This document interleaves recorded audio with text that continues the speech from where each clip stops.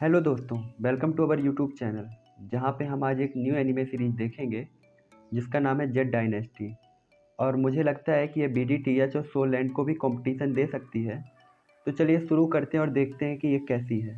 तो एपिसोड की स्टार्टिंग में हमें हैन जुआओ फेंग और लिंग क्विंगयू नाम के दो बच्चे लड़ते हुए दिखाई देते हैं। ये दोनों किसी छोटे से गांव में रहते हैं और आपस में फाइट कर रहे होते हैं, फ्रेंडली फाइट। हैन जुआओफेंग कई बार हार चुका है और वह जीतना चाहता है, इसीलिए वो कंटिन्यू फाइट कर रहा होता है और हार नहीं मानता है। लिंग क्विंगजू उसे हर बार हरा देता है, लेकिन वह हर बार खड़ा होकर उससे फाइट के लिए तैयार हो जाता है और ये चलता रहता है। इसी तरह वो लड़ते लड़ते एक टेम्पल में जाके पहुंच जाते हैं जो वहीं पे आसपास था। वहां पहुंचते ही सारे बच्चे हैन जुआओफेंग के ऊपर हंसने लगते हैं क्योंकि वह हार गया था, लेकिन फिर भी वह हार नहीं मान रहा था। वह फिर लिंग क्विंगयू को फाइट के लिए बोलता है और फिर से लड़ने लगते हैं। लिंग क्विंगयू इस फाइट को फ्रेंडली ले रहा था और उस पर ज़्यादा अटैक नहीं कर रहा था, लेकिन अचानक उसे कुछ हो जाता है और वह गुस्से में आकर उस पर कंटिन्यू फाइट करने लगता है, अटैक्स करने लगता है और उसके गले में अपनी तलवार लगाकर कहता है कि तुम अपनी हार मानते हो या नहीं, और ऐसा कह के वह उसके गले को घोंटने लगता है। हैन जुआओ जब इस चीज़ के लिए मना कर देता है तो वह उसके गले को और तेज घोंट के उसे मारने लगता है। तभी वहाँ पे टेम्पल के मॉन्क आ जाते हैं और उसे रोक देते हैं। लिंक्यू को अचानक होश आता है, वह कहता है कि ये क्या कर रहा था मैं। उसे खुद भी कुछ समझ नहीं आ रहा होता है। मॉन्क उन दोनों को डांटता है और कहता है कि अगर मैं यहाँ नहीं आया होता तो तुम अभी तक इसे जान से मार चुके होते। फिर लिंग हैन को वहाँ से लेके जाता है।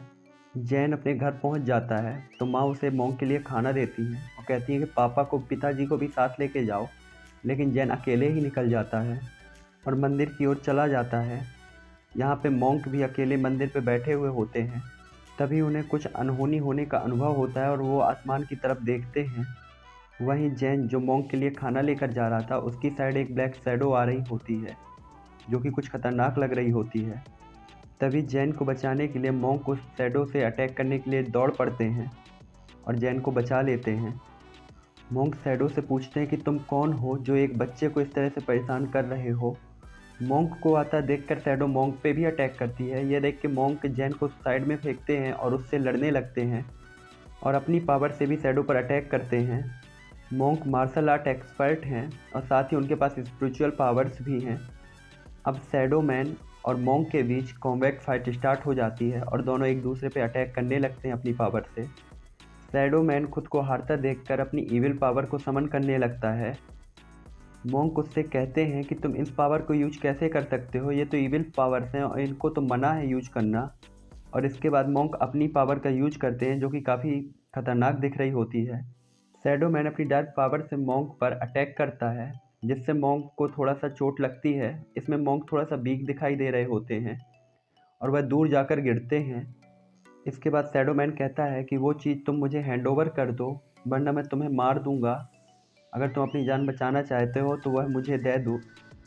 तो मॉन्क कहता है मुझे पहले ही समझ जाना चाहिए था कि तुम यहाँ किस चीज़ के लिए आए हो। जब मॉन्क उसकी बात नहीं मानता तो शैडो मैन अपनी ब्लैक पावर्स को यूज करता है और उनको बुलाता है और मॉन्क को जान से मारने की कोशिश करता है। लेकिन तभी मॉन्क अपनी बुद्धा हैंड पावर का यूज करते हैं और एक के बाद एक हैंड उसको मारते हैं, जिससे इविल मैन की जो पावर थी वो सप्रेस हो जाती है और वो दूर जाके गिरता है। इसके बाद इविल मैन थोड़ा दूर पे जाकर अपनी एक तलवार निकालता है और उस पर कुछ चैंटिंग करता है जिससे उसमें से बिजलियाँ निकलने लगती हैं। मॉन्क उसकी पावर देखकर थोड़ा सा सरप्राइज होते हैं और कहते हैं किस तरह की पावर है, क्या यही ब्लैक पावर्स हैं। तभी वो शैडो मैन मॉन्क पे अटैक करता है तो मॉन्क अपना पावर को यूज़ करते हैं और एक फॉर्मेशन को एक्टिवेट कर देते हैं।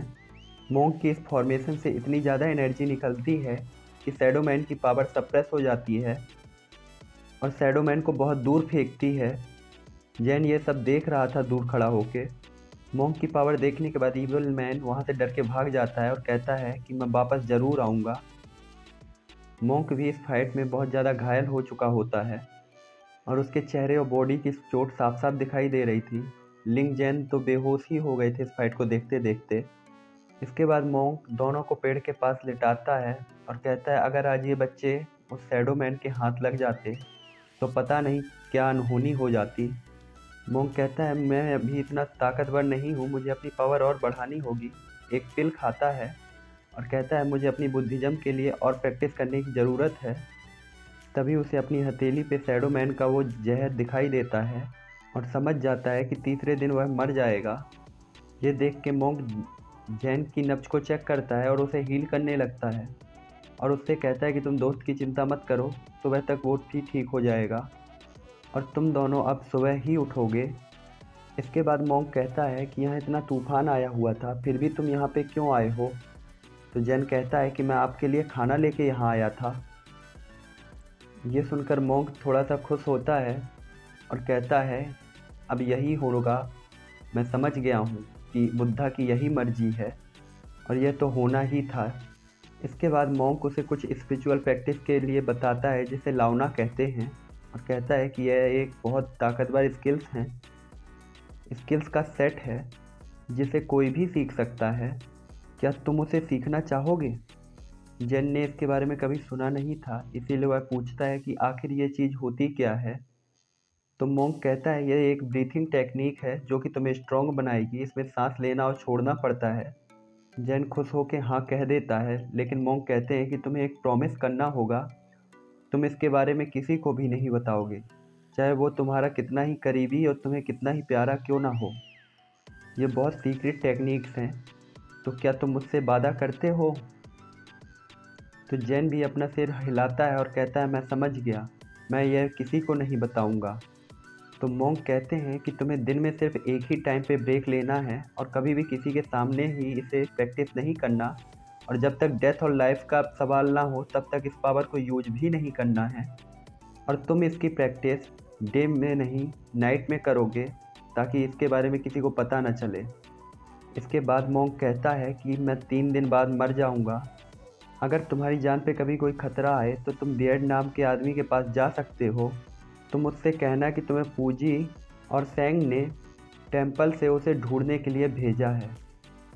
इसके बाद वह उसे एक मोती टाइप का कुछ देता है और कहता है कि तुम्हें इसकी हिफाजत करनी है। फ्यूचर में जब तुम सेटल हो जाओ तो तुम इसे किसी पवित्र घाटी या किसी पवित्र जगह पे फेंक देना। जैन बहुत कंफ्यूज था, लेकिन तभी मोंक उससे तेज़ आवाज़ में कहता है क्या तुम समझ गए? और जो नाम मैंने तुम्हें बताए हैं उनका तुम कभी किसी के सामने जिक्र नहीं करोगे। इसके बाद मोंक कहता है कि अब मुझे नहीं पता कि हम तुमसे दोबारा मिल पाएंगे या नहीं मिल पाएंगे। इसके बाद वह उसे सन कहता है और कहता है कि मुझे मास्टर कहो अपना, ताकि हमारे बीच एक रिलेशन बन सके। जैन अपने घुटनों पर बैठता है और उनको ग्रीट करके मास्टर कहता है और फिर उनके पीछे पीछे आगे चलने लगता है। इसके बाद अगली सुबह का सीन दिखाया जाता है जहां लिंक की आंखें खुलती है और उसे बगल में जैन दिखता है। वो जैन को उठाता है। जैन उठते ही कहता है मास्टर सेफ हूँ, मास्टर सेफ हूँ। तो लिंक कहता है कौन मास्टर सेफ हूँ, तुम क्या कह रहे हो, तुम ठीक हो ना? इसके बाद वो दोनों गांव जाने लगते हैं, लेकिन गांव में हर जगह तबाही तबाही है। ये देखकर दोनों ही लोग काफ़ी परेशान हो जाते हैं। लिंक को वहीं पे अपने सेकंड अंकल दिखते हैं जिससे वह बात करता है, लेकिन वह उसे भूत समझ के डरने लगते हैं। वह इतने घबराए हुए थे कि उसे पहचान भी नहीं पा रहे थे। जैन भी जल्दी से घबराहट में अपने घर की तरफ भागता है। रास्ते में उसे बहुत सारी लाशें दिखती हैं, काफ़ी सारे लोग मरे हुए थे। उसके बाद वह अपनी घर की तरफ देखता है जिससे उसके होश उड़ जाते हैं और इसी के साथ यह सीन यहीं पे समाप्त हो जाता है। मिलते हैं अगले एपिसोड पे, तो सब्सक्राइब कर लो ताकि अगला एपिसोड जल्दी मिल सके। Thank you.